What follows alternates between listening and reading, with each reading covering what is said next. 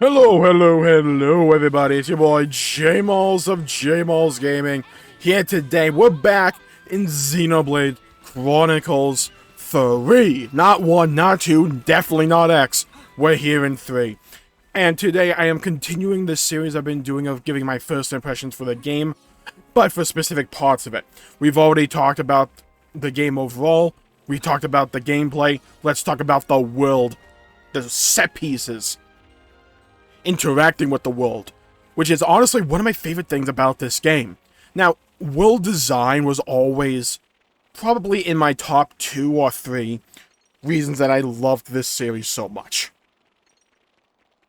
Whether it be crawling on the backs of the massive titans from 2, or scaling the masses of the Bionis and the Mechonis from 1, or whether it's just one of my favorite zones in any video game ever, which was Primordia, or Primordium, I always get that mixed up, from Xenoblade Chronicles X, was seeing the giant, circular disc not disc, but the giant arch in the desert from Xenoblade X, or the massive forest that seemed larger than life from Xenoblade X. So these are always some of my favorite landscapes in Xenoblade Chronicles. One of the things I loved about this game so much, because it doesn't require high graphical fidelity. What it requires is larger-than-life vistas, clever use of artistic styling, as well as a good use of color.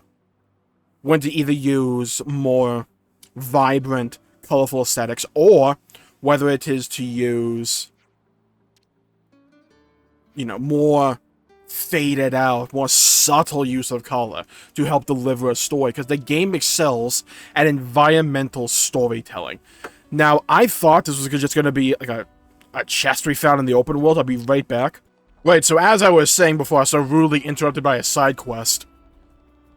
See, they use fog, so they don't have to render as much, but it creates an effect to where you can see the Orion Titan at a distance, and it feels larger than life, because it looks larger than life. It feels imposing, and the use of this fog or haze helps make it feel like it's far away. It's creating a unique visual. It's going to stick with the player.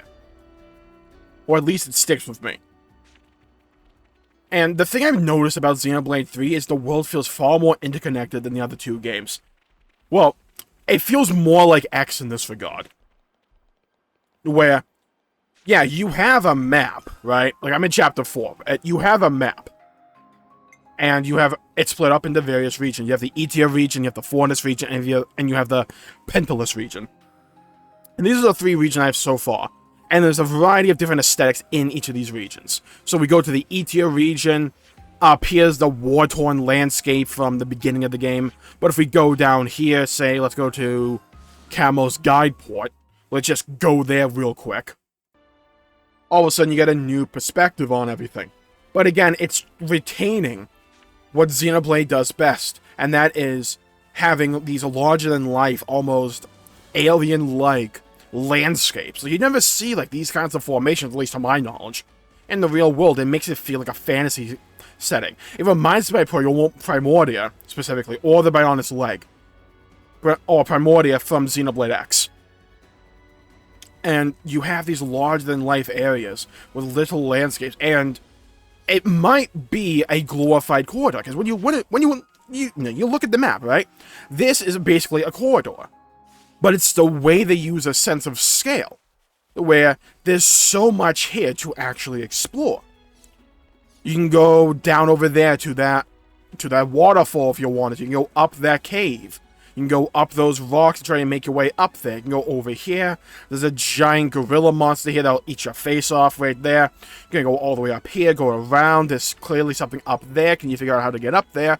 You can see the little, yellowish red beacon there. That's clearly indicating that there's something valuable there.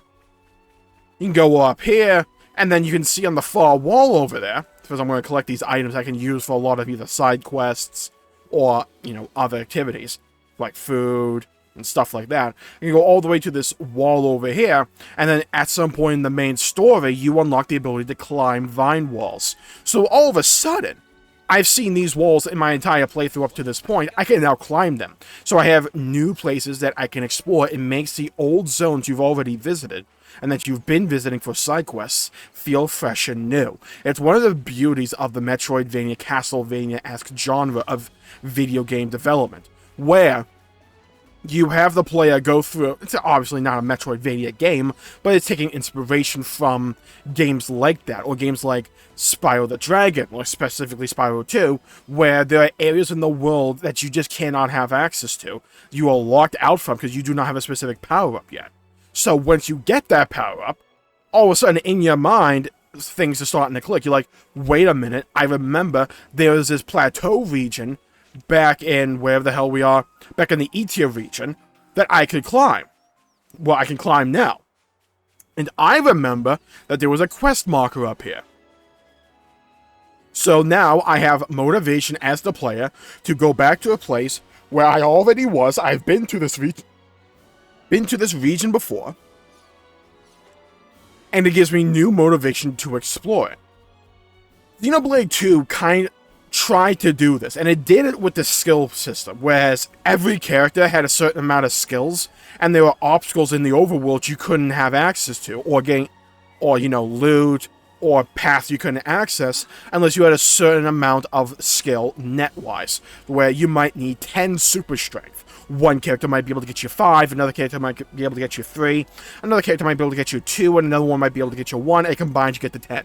So when you have that criteria met, you can come back and explore. It did feel kind of artificial and relied on its gacha system in order to acquire various blades so you can get these skills. Because, despite what a lot of people say, blades weren't just used for, their power in battle.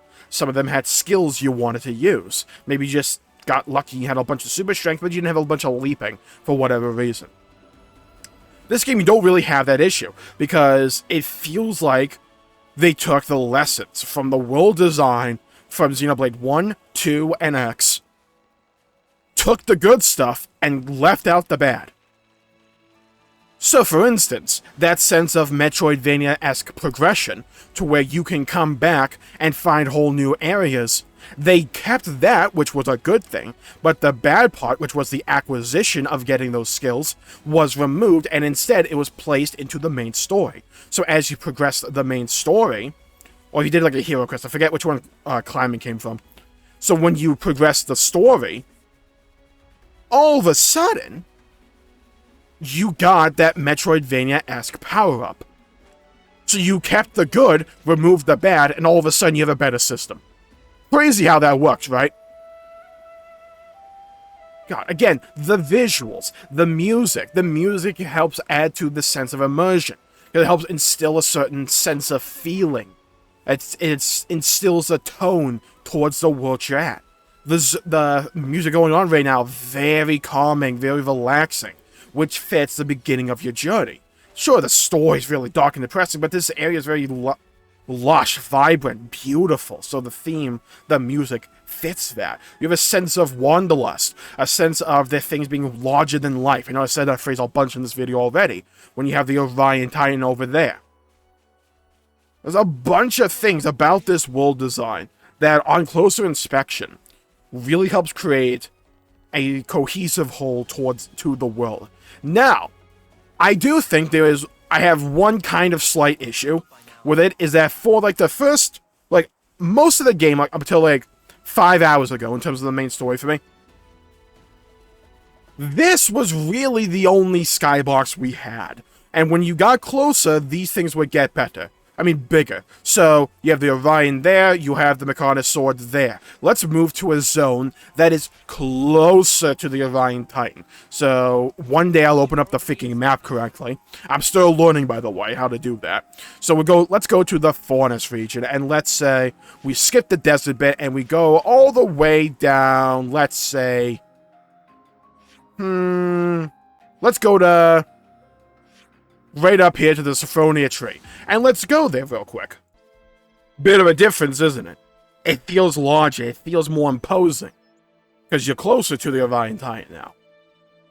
But my one critique, which, upon in hindsight, not that big of a critique, But for the longest time, the really only skybox you had here in the game was the Makata sword over there and the Orion Titan.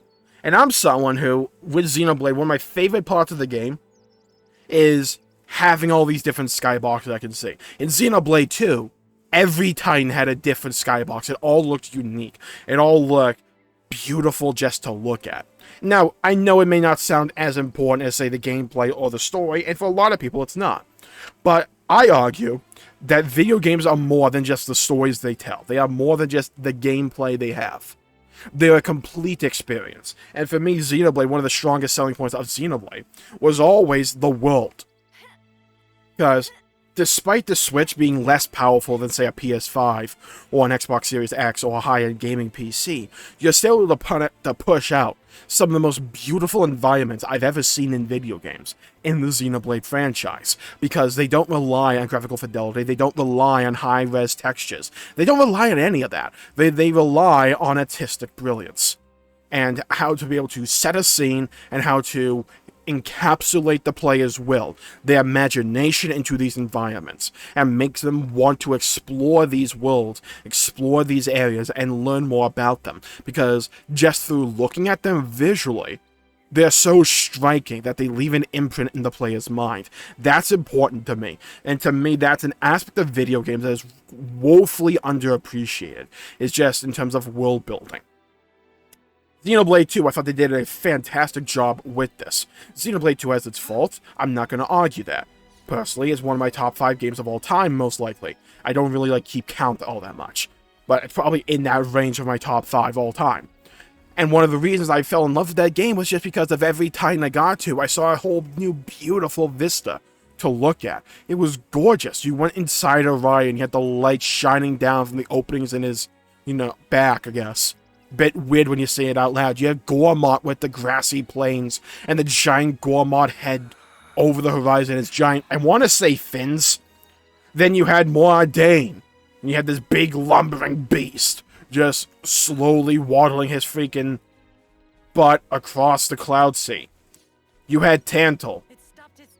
You had Temperantia. You had Indal. You had all these places that look so unique to one another, that look so beautiful. And then you have Xenoblade X, and sure, you were always on the Bionis or the Mechonis, but just because of what different parts you were on, you saw different things, you saw different aspects of the Bionis. You were on his leg, and all of a sudden you had these giant land, rocky spires jutting out, almost enveloping you like a hug in a way.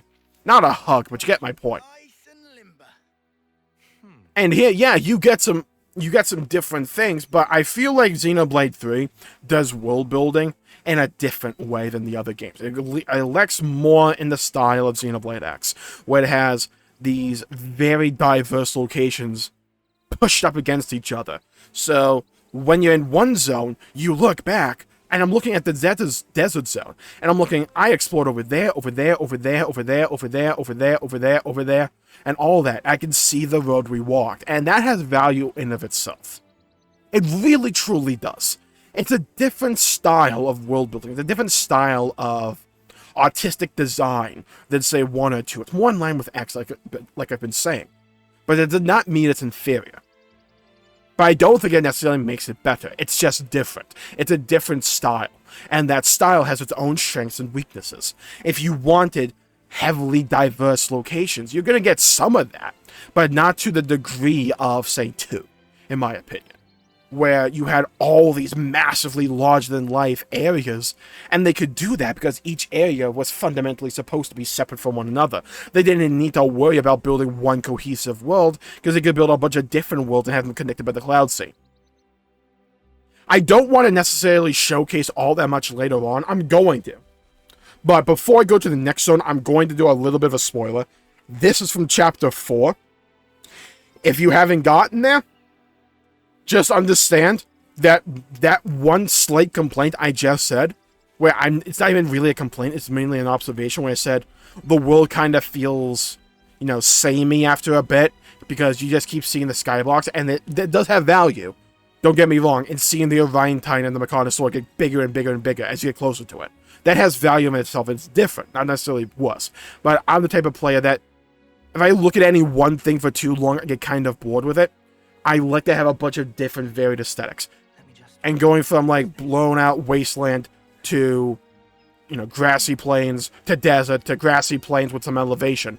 That was good for me. That was really good for me, but I kind of wanted some more. I wanted just a bit more Xenoblade levels of, holy crap, they actually were able to make this. What kind of imagination do they have? Because I love it. Now, we get that in a bit. The next two zones, we get that in terms of imagination. Very much so.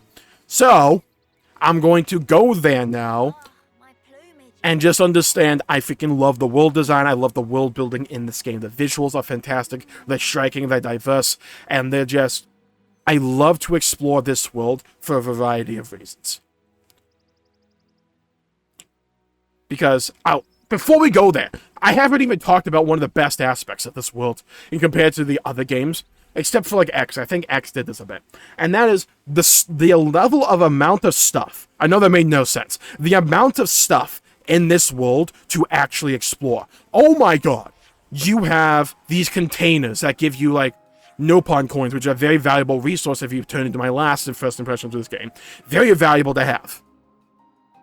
You get money, you get resources, and a whole bunch of other stuff. But you can also find withered husks around where you have to play the song to, like, see them off to the next life. Kind of like Final Fantasy X, if you played that game. But there's also some secret areas, and if you played Xenoblade before, you're familiar with secret areas. Let's go to one right now. I think there's a secret area. But it's not just secret areas. Sometimes you might find an NPC.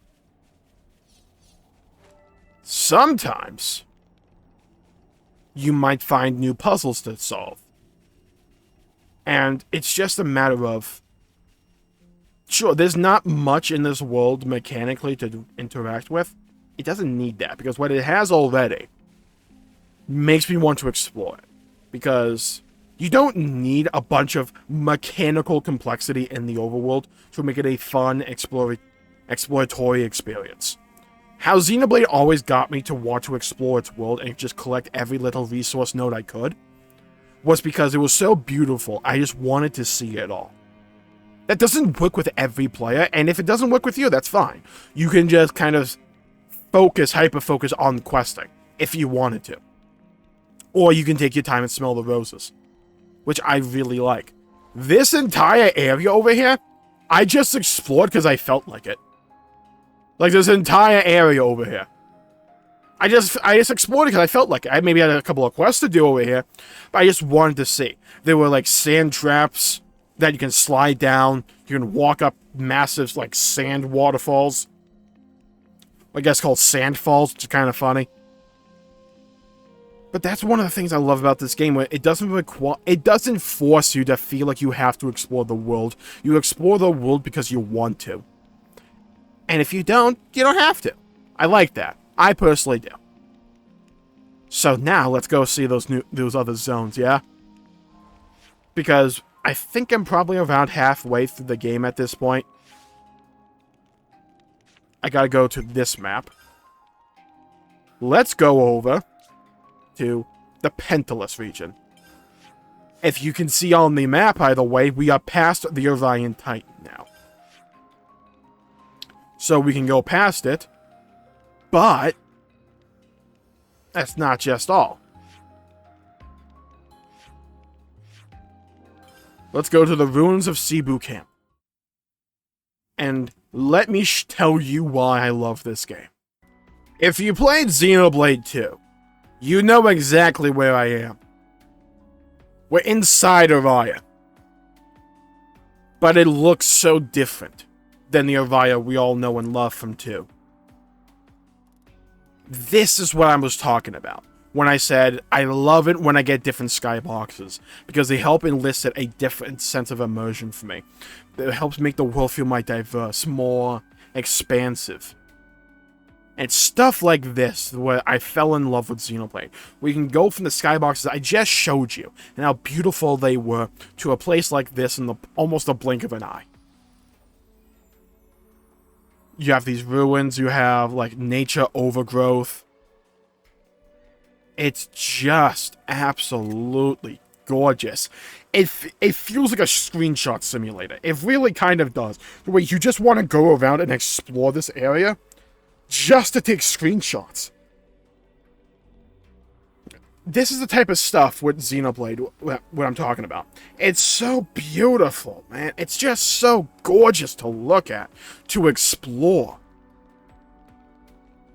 And we got a new ability recently in the main story, which is, again, going off those Castlevania, Metroidvania mechanics I was talking about earlier, where you can grind down these ropes. Like, that's such a cool idea. Let me see if I can get up there, just so I can show you what I'm talking about. Ah, I finally made it up here, just to climb some ladders. So, this is what I'm talking about. I would not have been able to explore that area before, or get that item, but I remembered that this area was here. I recently got this ability, so I can come back here, jump on the rope, and just glide on down. And I love it when games do this mechanic, because I love the sense of speed you get. Oh, level 82. I'm just going to ignore them, don't mind me. I'm just going to walk on over here. I'm going to grab this container, mind my own business. If my party cannot, like, walk straight up to them, that'd be amazing, personally. Oh my god, I just realized where we were. If you played Xenoblade 2... Yeah, if you played Xenoblade 2, you know exactly where we are. Oh, that's a wonderful touch. And again, it's stuff like this, where it's like, just exploring the world and trying to find all the little references. Or not even just references, just blatant, you know, things that are from the previous games. And how they're able to take the same area, but make it feel so different, and feel so unique. And give it its own sense of purpose, its own style. Its own attitude, if that makes sense. I'm pretty sure I explored down there in Xenoblade 2. Which is funny. I definitely explored that area. We all know grinding down those freaking... those, like, waterways on either side of the stairs. Oh, yeah. God. And it's just, the more I play Xenoblade 3, the more I'm falling in love with its world. The more I'm falling in love with the game itself, but especially the world. And again, we talk about unique visuals. This is the same region. And how I told you, the same region can have multiple different aesthetics. We're going to go from here. I could honestly do it here as well. Like, there's, like, 4 areas here. 1, 2, 3, and 4. Let's just move over here. Just for a second. I just want to show you the place I'm at and the main story. Just want to show you. Gives you a glimpse of what I'm talking about. Because again, the more this game unravels its story, unravels its narrative, unravels its world, the more I fall in love with it. I'm not going to make any comparisons to the previous games in terms of zone design, because honestly, I'm not far enough into the game. I haven't beaten the game yet, and a lot of the best zones in the other Xenoblade games were at the end. I had the opposite opinion of X. I thought the best zones were kind of front-loaded, but again, like, look at this place. It's different. It's unique. It's visually striking. It stays in the player's mind.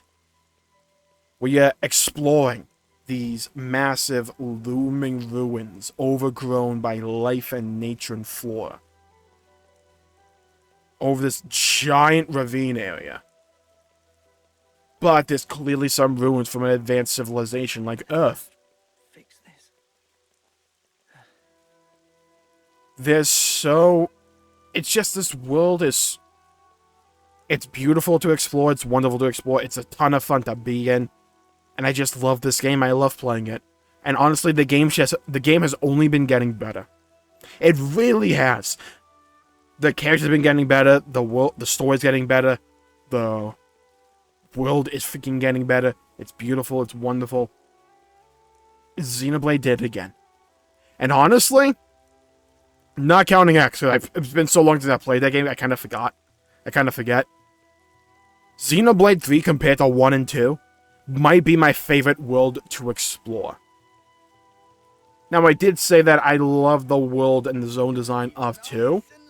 And right now, I think 2 is still, like, barely ahead. Same with X. Like, they're all close to each other. Because one is my favorite zones in all of gaming. Satoral Marsh, come on. Come on. Eversea, come on. Gorgeous. Magna Forest. Hint, by the way, for where we are. But with 3, it's not just that the zones are gorgeous to explore. It's the little collectibles they have here with those containers, with seeing off the dead.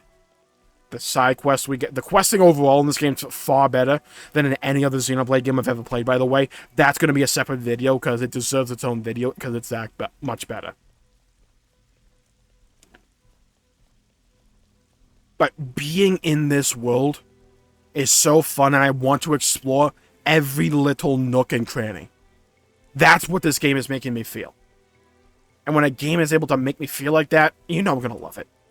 So I'm going to call the video there because, honestly, I'll just be either making a separate video in this one or just keep rambling about the same points I already made. So I'm going to call the video there for the day.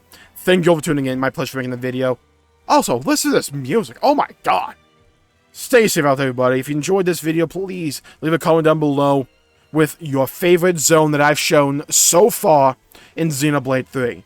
Or your favorite zone from each of the other games. For me, it would probably be either, maybe Satoral Marsh or Eversea from Xenoblade 1. Primordia from X. Ooh, 2's a tough one. Maybe Gormont or Araya.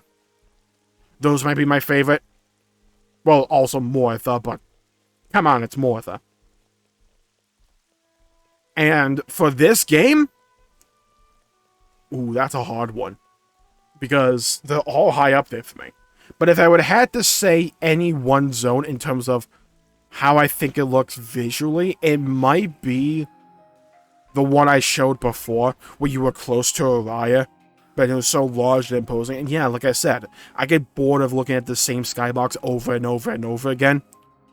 But, oh my god, like, that was so gorgeous. It was so striking and beautiful. And I love stuff like that in games. Let's just, like, go over there real quick. I want to see it again. Like, this is what Xenoblade does to me. It makes me just want to go back to a place just to look at it some more. I love games when they're able to take artistic styling to the max and really make it their own and make it an identity. Like Halo 3 did this, Wind Waker did this. A bunch of other games have done this. WoW did it for a long time. Oh, of course it's freaking raining, but still, that has its own effect. But this zone on a clear day, oh, it's gorgeous. So I'm going to call the video there. If you enjoyed the video, while you're leaving your comment down below, make sure to leave a like and subscribe. It really helps the channel out and helps support future content, and I greatly appreciate it. Stay safe out there, everybody. Have a great day, and I'll see you all next time. Bye-bye, everybody. Now, if I can only find the stop recording button.